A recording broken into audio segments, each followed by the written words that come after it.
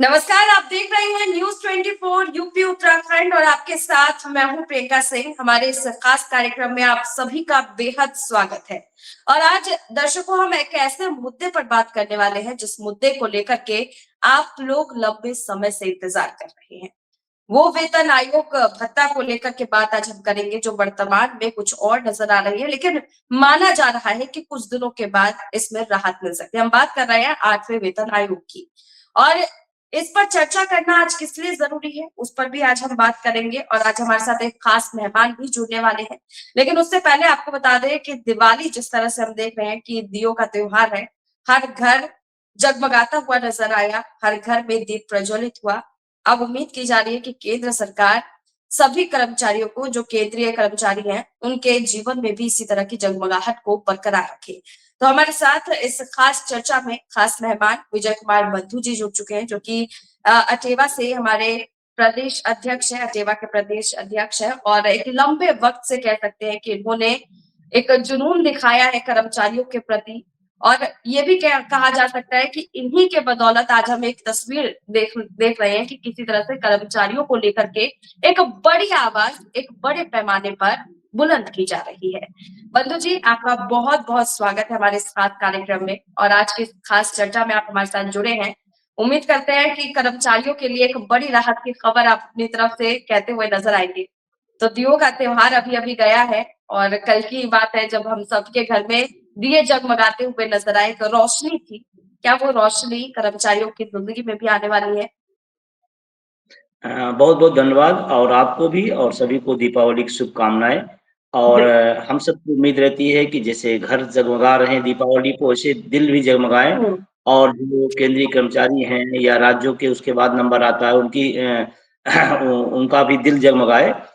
लेकिन अभी तक अगर जिस विषय की हम बात करने बैठे हैं, निश्चित रूप से हम्म। उसमें बहुत लेड़-लतीफ़ी हो रही है। और क्योंकि मैं नहीं, जो अर्थशास्त्री लोग हैं वो बताते हैं कम से कम वेतन आयोग के शुरू से लेकर के और पूरी प्रक्रियागत समाप्त होने तक 1.5 से 2 साल हम्म। लगते हैं। ऐसा मतलब अर्थशास्त्रियों का मानना है। क्योंकि बहुत हम्म। सारे उसमें फैक्टर होते हैं, बहुत सारी पे स्केलें होती हैं, बहुत सारी चीज़ निर्धारित करनी होती है। तो एक टाइम हम्म। टेकिंग चीज़ है। लेकिन आज हम लोग 21 अक्टूबर को बैठे हुए हैं और अभी हाँ। तक जिस गति से और जिस रेट से जिस प्रक्रिया को लेकर के वेतन आयोग को आगे बढ़ जाना चाहिए, अब तो फाइनल टच की स्थिति में आना चाहिए। लेकिन अभी बिल्कुल। कमेटी बनाना, फिर कमेटी की घोषणा हम्म। करना, फिर कमेटी में किसी को सदस्य न बनाना, फिर उसके बाद बहुत दिन बाद कमेटी के लोगों को लाना, मतलब समझ में नहीं आ रहा है कि केंद्र सरकार ऐसा क्यों कर रही है? जबकि उसे पता है हम्म। उसे पता है कि हमें देना है, उसे पता है कि कर्मचारियों का 10 साल हम्म। बाद, आप कल्पना कीजिए 10 साल कोई छोटा टाइम नहीं होता है। उसके बाद उसको हम्म। लगता है कि मेरे वेतन में कुछ परिवर्तन आएगा, मेरे में वेतन में कुछ वृद्धि होगी, कुछ चीज़ें जो हम्म। महँगाई की रेस बढ़ती जा रही हैं, उसमें हमारा वेतन कहीं ठहर नहीं रहा, वेतन ठहर नहीं रहा, तो वो कहीं न कहीं एक मेंटेन स्थिति में आएगा। तो बहुत हम्म। उम्मीदें कर्मचारियों को है, बहुत चीज़ें हैं, लेकिन अभी तक फ़िलहाल जो है वो बहुत ही निराशाजनक है। बिल्कुल। अभी जिस तरह से हम देख रहे हैं कि आप सड़क से सदन तक इस मुद्दे को उठा रहे हैं, लगातार कर्मचारियों के हक की आवाज़ को बुलंद कर रहे हैं, लेकिन देखा जाए तो कर्मचारियों को लेकर के जो आवाज़ पहले उठाई गई थी, 2016 से हम ये तस्वीर देख रहे हैं कहीं न कहीं, और उसके बावजूद भी एक लंबा अरसा बीत चुका है। फिर भी अभी तक उनकी माँगें पूरी नहीं हुई है। महँगाई लगातार बढ़ती जा रही है, लेकिन अभी तक उनके पेंशन में वृद्धि नहीं हो रही है। लेकिन एक फैक्टर जो हम इसमें सबसे ज़्यादा आपसे समझना चाहेंगे कि अगर 8वें वेतन आयोग को लेकर के जो चर्चा चल रही है, अगर उसको उतनी ही तेज़ी के साथ अब कंप्लीट किया जाएगा, तो उससे किस तरह की राहत जो है वो कर्मचारियों को मिल सकते हैं? कितने परसेंट की वृद्धि हम या इसमें देख सकते हैं? देखिए बात अभी आपने चर्चा की कि 2016 से और केंद्र हुँ। सरकार में बाकी राज्यों में बहुत लंबा संघर्ष हम सब ने किया पुरानी पेंशन के हुँ। लिए, निजीकरण के विरोध में, तमाम सरकारी शिक्षकों कर्मचारियों की इश्यूज हैं, उन पर लगातार अटेवा, एनएम, ओपीएस हमारे सहयोगी लोग लगातार उस पर हुँ। संघर्ष कर रहे हैं। और हम सब ये इस उम्मीद में थे कि अब तक हम कम से कम वेतन आयोग जैसी चीज़ पर काफ़ी फाइनल टच में होते और जो कर्मचारियों का एक उम्मीद है कि कम से कम 3 के आस-पास अगर हमारा फिटमेंट फैक्टर रहता, तो शायद काफ़ी हुँ। कुछ मतलब लाभ होता है लोगों को। अगर हम मान लेते हैं कि महँगाई का रेशियो 10 है और अगर हमारे वेतन आयोग का रेशियो उससे कम आता है, एक अनुपात की बात कर रहा हूँ, तो निश्चित रूप से वो बहुत ज़्यादा हम सब जैसे 7वें वेतन आयोग की मैं बात करूँ, उम्मीदें बहुत थी लेकिन उसमें वो मिला नहीं जो छठा वेतन आयोग में मिला था। तो कहीं लोगों को चिंता इस बात की भी है कि कहीं ऐसा ना हो कि 7वें जैसे वेतन आयोग मिला, कहने को बहुत कुछ कह दिया गया, दे दिया आठवां भी गया, उसी लेकिन तरह का हो। लेकिन वो मिला नहीं। सच बताइए आपको हुँ, एक्चुअली बताऊँ, कर्मचारी आज भी छठे वेतन आयोग को याद करता है। निश्चित रूप से छठे वेतन आयोग ने कर्मचारियों को थोड़ी ताकत दी और उनके वेतन में थोड़ी ठीक-ठाक वृद्धि हुई और 7वें में हम बहुत सामान्य स्थिति से भी नीचे रहे। अब 8वें की उम्मीद है कि हो सकता है 8वां अगर छठे की तरह कुछ बेहतर आएगा तो निश्चित रूप से बेहतर होगा। अगर 7वें की हुँ, तरह चिल्लाहट ज़्यादा होगी, विज्ञापन ज़्यादा होगा और मिलना कम हुँ, होगा, तो इस भी हुँ, आशंका को कर्मचारियों के अंदर है कहीं न कहीं। और इन्हीं तमाम सारे विषयों को लेकर के लगातार हम सब लड़ाई लड़ रहे हैं। अभी 25 नवंबर को भी हम लोग दिल्ली आ रहे हैं। हम पुरानी पेंशन बहाली के लिए, 8वें वेतन आयोग के लिए हुँ, और टीटी का एक प्रकरण आपने सुना ही होगा, बहुत गंभीर प्रकरण हो गया है। सरकार 20-20 साल लोगों की नौकरी की बात करे, आप योग्य हैं ये आप प्रमाणित करिए, तो वो हुँ, गंभीर विषय है।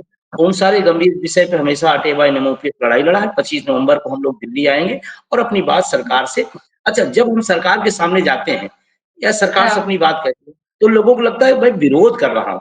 भई हाँ, सरकार है तो सरकार को ही कहा जाएगा ना और जो ज़ाहिर तौर सरकार को उसी को कहा जाएगा।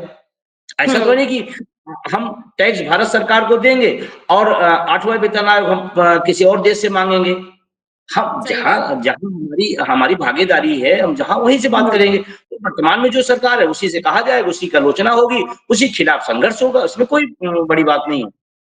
नहीं, जायज़ बात है कि अगर हम जिस देश में रह रहे हैं, उसी की सरकार से हम अपनी आवाज़ जो है उनके सामने रखेंगे, अपनी माँग उनके सामने रखेंगे और उसको पूरा करना कहीं न कहीं सरकार का दायित्व है और यही वजह है कि हम लोग उनको चुन करके देश के सबसे सर्वोच्च पद पर बिठाते हैं।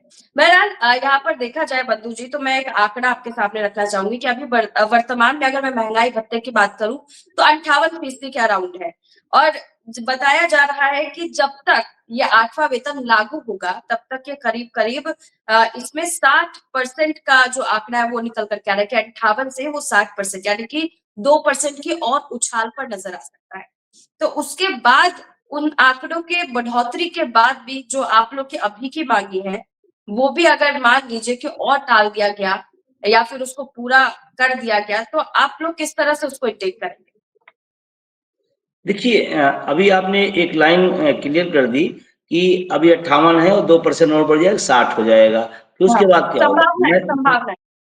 हाँ, संभावनाएँ हैं, संभावना हुँ, पे दुनिया है। तो मैं कह रहा हूँ कि हुँ, जब भी वेतन आयोग या वेतन वृद्धि होती है, वेतन आयोग आता है, उसमें वृद्धि की जाती है, तो हुँ, मैं तो मीडिया के लोगों से भी मतलब एक मेरा विनम्र निवेदन है कि जब भी आता है कि केंद्रीय कर्मचारियों को 3% बढ़ा या शिक्षकों कर्मचारियों को 3% बढ़ा, तो बताया जाएगा 3% बढ़ा और इतने का भार, इतने हुँ, लाख करोड़ का भार। तो लिख दिया जाता है। अभी उत्तर प्रदेश सरकार की बात करें, अभी पिछला विधानसभा खत्म हुआ है। विधानसभा हुँ, में एक विषय लाया गया कि विकसित भारत, विकसित उत्तर प्रदेश 2047 इस पर रात-दिन चर्चा हुई। हम सब ने हुँ, सोचा हो सकता है कि पुरानी पेंशन की कोई तैयारी चल रही है। हमने सोचा कोई यस, निजीकरण की जैसी चीज़ को रोका जाने की कोई प्लानिंग चल रही है। हमने सोचा वो रोज़गार कुछ आने वाला होगा। हम सब हाँ, लोग उस पर दिमाग लगाए थे और लगातार 24 घंटे चर्चा करने के बाद जानते हैं क्या निकला? बताइए? विधायकों का वेतन भत्ता 48% बढ़ गया। 2% नहीं, 3% नहीं, 4% नहीं, 48% 48% और जब 48% क्षमा के साथ कहना चाहता हूँ, जो 48% वेतन भत्ता विधायकों का माननीयों को बढ़ा, तो किसी हुँ, खबर ने हमको नहीं दिखाया कि इतने लाख करोड़ का भार आएगा। किसी ने लिखा, बस लिख दिया कि 48% बढ़ा। उस पर भी लिखना चाहिए, वो भी आंकड़े सामने आने चाहिए कि इतने से कितनी वृद्धि होगी और मज़े की बात देखें, सबने मेजें थपथपा करके सबने मेजें थपथपा करके ना वहाँ राष्ट्रवाद चला, ना समाजवाद चला, ना बहुजनवाद चला, कोई वाद नहीं चला, सबने मेजें थपथपा के अपना 48% बढ़ा लिया और 2% 3% बढ़ा करके मीडिया में खबरें छपती हैं, इतने लाख करोड़ का होगा और शिक्षक कर्मचारी माला माल हो गया। मतलब 2% में माला माल हो गया, 48% में क्या हुआ? तो ये जनता देख रही है, इस बात को कहीं न कहीं महसूस करती है और सोचती है कि इस देश के जब अर्धसैनिक बलों को पेंशन हम नहीं दे सकते हैं, उस दौर में हम अपना 48% बढ़ाते हैं, तो यहाँ सवाल उठना और सवाल चुभना और सवाल पिंच करना बहुत ज़रूरी है कि ये क्यों ऐसा हो रहा है? जाहिर तौर पर। और अभी आप राज्य को जिस तरह से कह रहे हैं कि राज्य के अंदर इस तरह की तस्वीर देखने को मिल रही है, उसी से जुड़ा एक अहम सवाल जो इस वक्त निकल कर के आ रहा है, वो यही कि राजकोषीय यहाँ पर बताया जा रहा है कि दबाव काफी ज्यादा महसूस किया जा सकता है जब ये 8वां वेतन लागू किया जाए, क्योंकि सरकार ने अपनी तरफ से क्लियर कर दिया है कि इसका सबसे ज्यादा जो है अ, लागू होते ही राज्य के खजाने पर सबसे बड़ा असर पड़ेगा। तो क्या राजकोषीय दबाव सहने की ताकत और उसको जिस तरह से प्रोसीड किया जाएगा, उसको लेकर के तमाम तरह की तैयारियां कर ली गई हैं क्या राज्य की तरफ से? आप क्या देख रहे हैं? यूपी में इस वक्त क्या दिख रहा है? देखिए मैं बताऊँ ये भी एक पब्लिक के सामने पब्लिक डोमेन में सीधा झूठ बोला जाता है। मेरा अनुभव 13-14 सालों का जो अनुभव रहा है, ये बिल्कुल झूठ बोला जा रहा। राजकोषीय दबाव, मैं यही सवाल उठा रहा हूँ बार-बार, राजकोषीय सवाल सिर्फ़ शिक्षकों, कर्मचारियों पर ही क्यों? उन्हीं को क्यों भार बता दिया जाता है? और भार जैसा शब्द हम उससे इत्तेफ़ाक नहीं रखते। ये भार शब्द हटना चाहिए, मेरी अपील है। भार शब्द जैसे मैं आपसे बताऊँ कि मेरे माँ-बाप ने मुझे पढ़ाया-लिखाया, पैदा किया, बड़ा किया और जॉब में लाया। उसके बाद वो बूढ़े हो गए, तो बचपन में वो हमें हुँ, पालते हैं, हम बूढ़े में उन्हें पालते हैं और मेरा मान लीजिए उनके दवाइयों पर, उनकी बीमारियों पर, उनके खर्चे में ₹10,000 खर्च हो रहा है, ₹5,000 खर्च हो रहा है। तो हाँ, हम अपने रिश्तेदारों से, मित्रों से, हुँ, पड़ोसियों से हम बताएँगे माँ-बाप हमारे ऊपर भार हैं, ये भार हुँ। नहीं है, वो हमारी ड्यूटी है, लायबिलिटी है। इसी तरह सरकार की ड्यूटी है, लोक आप कल्याणकारी राज्य मतलब में सरकार सीधे की तौर पर अगर ड्यूटी हम है। अपने दर्शकों को बताएँ तो आप ये कहना चाह रहे हैं कि जिस तरह से केंद्र सरकार के ऊपर जो ये बातें आ रही है 8वें वेतन को लेकर के, तो उनको ये कहीं न कहीं जो उन्होंने अपनी तरफ से इशारा किया है कि कई राज्यों पर इसका प्रभाव पड़ सकता है, तो केंद्र सरकार को खुद बेयर करना चाहिए, वो राज्यों पर नहीं डालना चाहिए, यही कहना चाह रहे हैं? मैं ये कह रहा हूँ कि जीएसटी का जैसे मद है, बहुत सारा राज्यों हाँ, का फंड सरकार के पास जाता है, उसमें से हाँ, जाता ज़्यादा है, वापस कम आता है राज्यों को। तो मैं कहता हूँ जब केंद्र हाँ। सरकार मालामाल है, दुनिया की आर्थिक महाशक्ति हम बनते जा रहे हैं। कभी 3 बन हुँ, जाते हैं, कभी 4 बन जाते हैं, कभी 2 पे आ जाते हैं। हम दुनिया की हुँ, आर्थिक महाशक्ति बनते जा रहे हैं, खुशी की बात है, अच्छी बात है। हम सब चाहते हैं कि देश हुँ, आर्थिक तरक्की करे, आर्थिक महाशक्ति बने। लेकिन उस आर्थिक हुँ, महाशक्ति में हम कहाँ हैं? उस आर्थिक महाशक्ति में जो इस देश का नागरिक है वो कहाँ है? कुछ लोगों के हुँ, चंद लोगों के अरबपति बन जाने से देश अरबपति नहीं हो जाएगा। मैं कहता हूँ उसमें एक भागीदारी क्यों नहीं हो सकती है? और मैं कहता हूँ हुँ, एक आर्थिक एक सुझाव देना चाहता हूँ मैं आपको आपके माध्यम से अ, रिच टैक्स लगा दीजिए आप। आप रिक्शे वाले टैक्स लेते हैं, झोपड़पट्टी वाले हाँ, टैक्स लेते हैं, कोई भी सामान खरीदेगा कोई न कोई टैक्स देगा। कोई भी चीज़ हाँ। इस आदमी कमाए भले ना लेकिन टैक्स देगा। बेरोज़गार है, नहीं, लेकिन रोज़गार अभी जो नहीं है नया लेकिन टैक्स वाला देगा। स्लैब आया है, नए वाले जो स्लैब आया है, उसमें तो कई सारी चीज़ें जो नीचे दर के जो थी, जिनमें स्लैब्स आ रहे थे, जो आम जनता सबसे ज़्यादा इस्तेमाल करती है, उन पे से तो जीएसटी हट ही गया है, 0% कई सारी चीज़ों पे।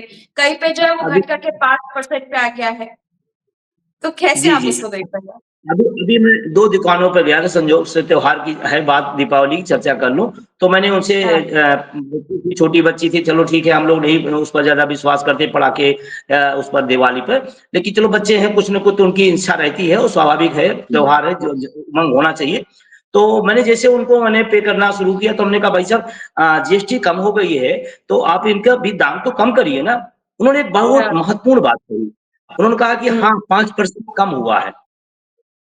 पैकिंग पे 10% लगा दिया गया है। 5% कम किया गया और पैकिंग पे 10% लगा दिया गया। तो हम कहाँ हैं? हम तो 5 कम करके 10 देने को तैयार हो गए ना। हमको सरकार 10 दे हुँ, तैयार कर दी। तो ये जो जीएसटी का है और अगर ये थोड़ा-सा मैं इत्तेफ़ाक रखना चाहता हूँ कि चर्चा हो गई है। हाँ, लोग इसको बचत उत्सव बता रहे हैं, जीएसटी बचत उत्सव। मैं कहना चाहता हुँ, हूँ कि पिछले 8-9 सालों से फिर क्या चल रहा था? वो हुँ, कौन-सा उत्सव था? अगर ये उत्सव है, तो फिर वो उत्सव कौन-सा था?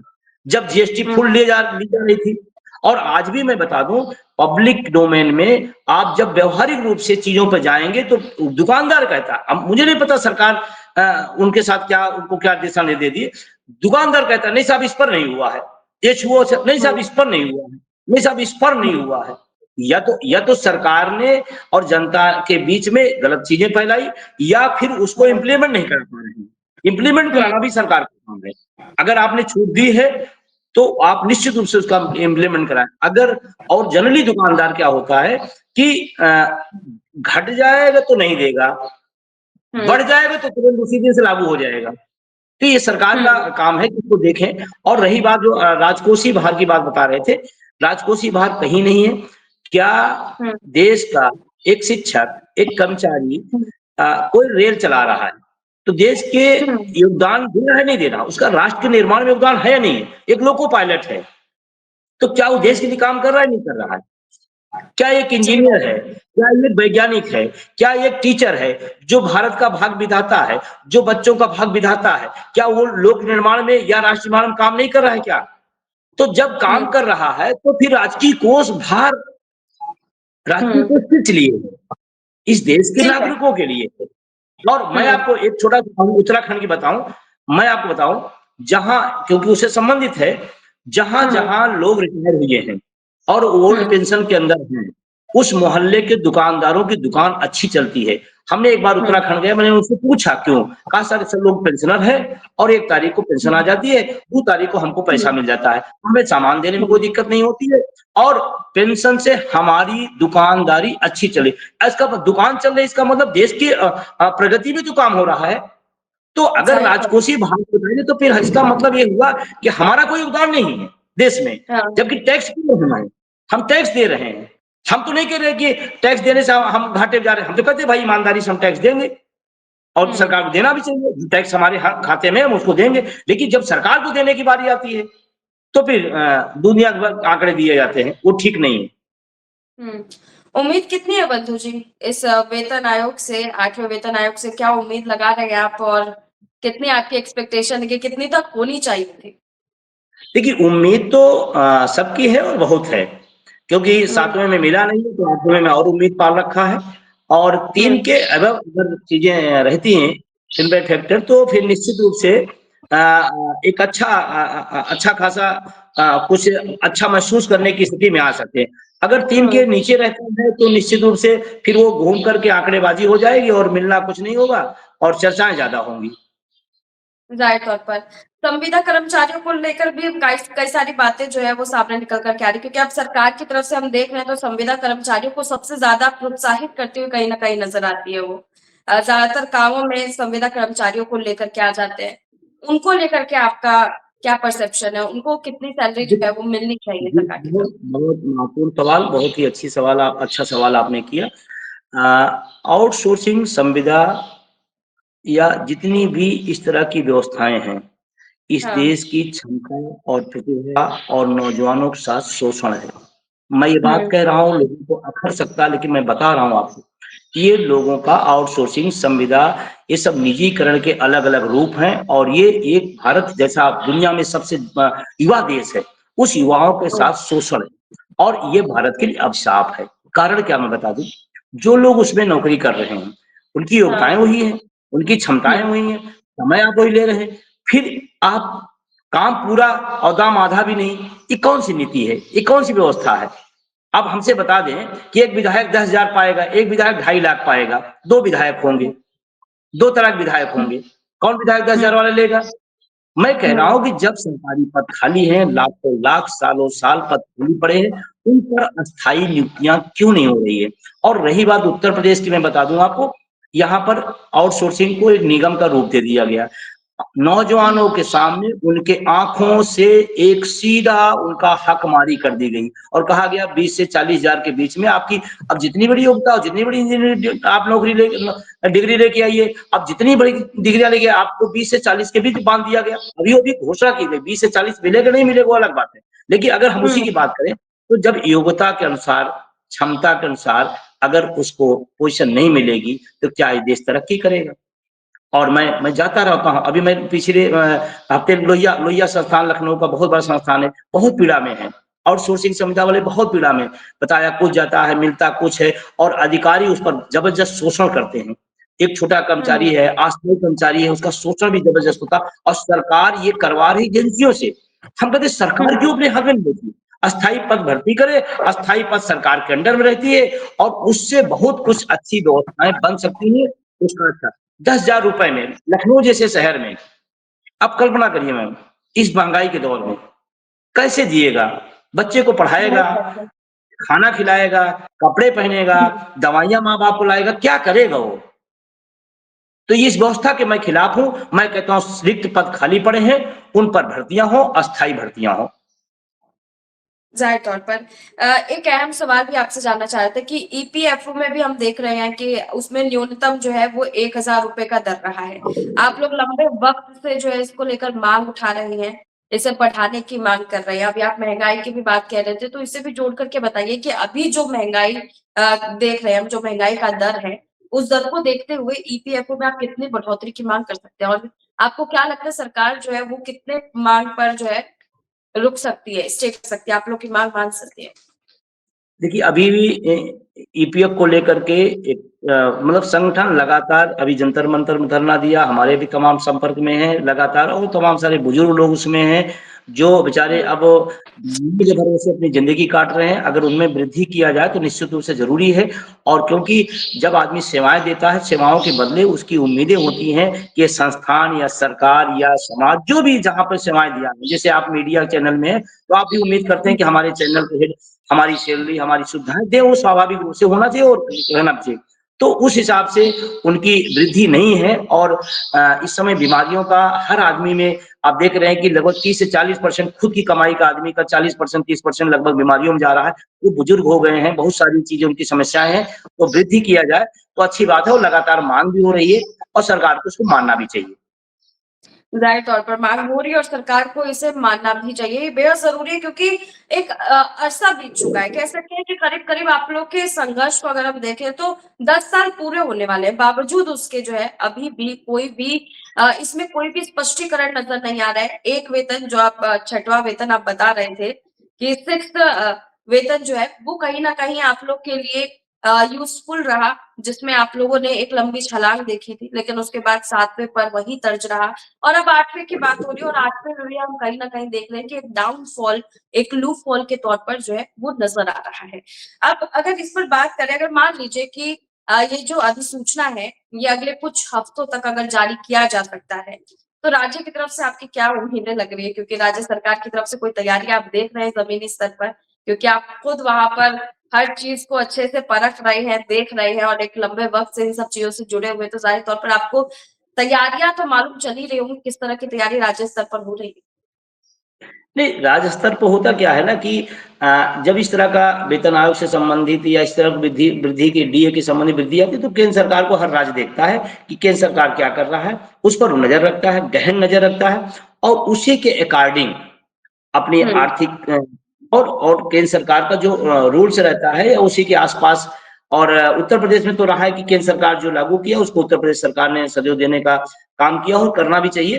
तो अगर केंद्र सरकार का जो रहेगा हमको लगता है कि सरकारों को भी इसमें पीछे नहीं होना चाहिए क्योंकि ऑलरेडी बहुत लेट हो चुका है।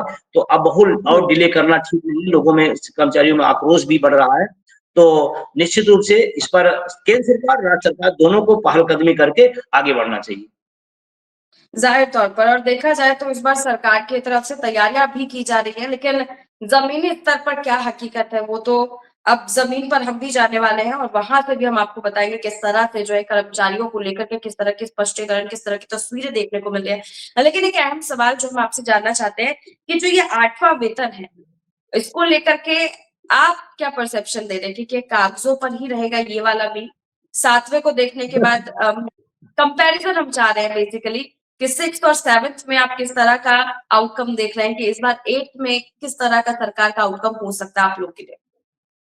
बस मैं सरकार से ये उम्मीद करता हूँ कि सातों में एक तरह विज्ञापन कम और हुँ। मिलना कम, विज्ञापन ज़्यादा वाला ना हो, छठा वेतन जैसा हो जाए तो हम लोग संतुष्ट होंगे। ज़ाहिर तौर पर सवाल सिर्फ यहाँ पर आयोग की नहीं है, सवाल यहाँ पर कर्मचारियों की जीवन शैली की है। वो जनता जो कहीं न कहीं अब इन सब चीज़ों के बीच में बहुत बुरी तरह से पिस रही है क्योंकि महँगाई रुकने का नाम नहीं ले रही है और वेतन में वृद्धि बढ़ने का नाम नहीं ले रही है, कह सकते हैं आसान शब्दों में। बहरहाल विजय कुमार बंधु जी, आपका हमारे साथ जुड़ने के लिए और तमाम मुद्दों पर अपनी बेबाकी से जवाब रखने के लिए बहुत-बहुत शुक्रिया। और हमारे तमाम दर्शकों का भी बहुत-बहुत शुक्रिया जो हमारे साथ जुड़े हुए थे और इस मुद्दे पर हमारे साथ बने हुए थे और तमाम मुद्दे को लेकर के अपना आपका जो भी पॉइंट ऑफ व्यू है, आप कमेंट बॉक्स में हमें बता सकते हैं।